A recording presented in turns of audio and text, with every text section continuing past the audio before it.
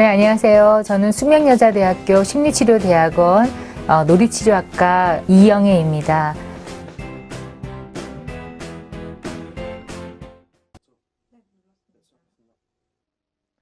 또래와의 사소한 다툼이나 이런 것들로 이제 좀 스트레스를 받는 아이들에게 우리가 어떤 걸 지도해 줘야 되느냐.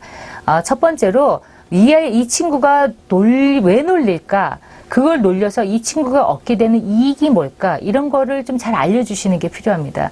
인간은 자기 이익이 되지 않는 행동은 유지하지 않습니다. 반복하지 않습니다. 그러면 놀리는 아이들이 갖게 되는 이익이 뭘까요? 그건 뭐냐면 권력입니다.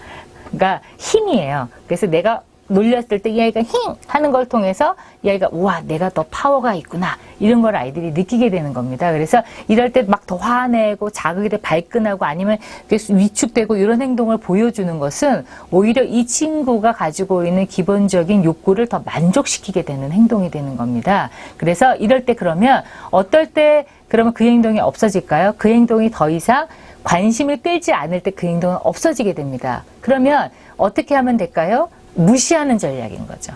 그래서 오히려 아무런 반응을 보이지 않고 그 친구가 그랬을 때 한번 그냥 딱 쳐다보고 치 하고 그냥 가버리는 거예요.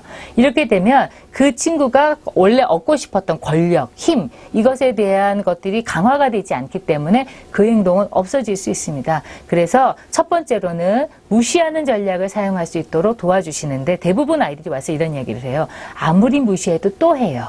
그런 얘기를 하거든요. 그러니까 이제 이럴 때는 두 번째로는 이제 헐 전략 같은 것들을 좀 사용하게 하고 그런데도 이 아이가 계속 그런 행동을 하게 된다. 그러면 세 번째로는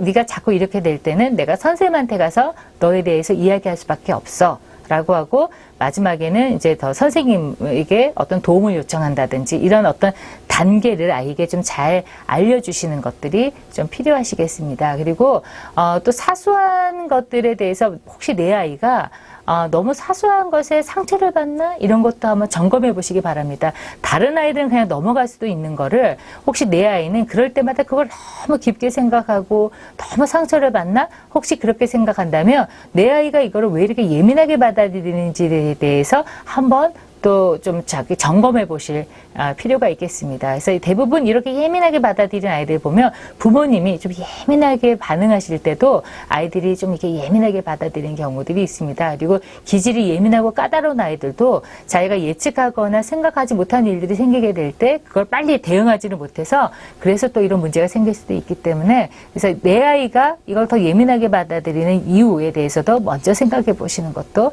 필요하시겠습니다.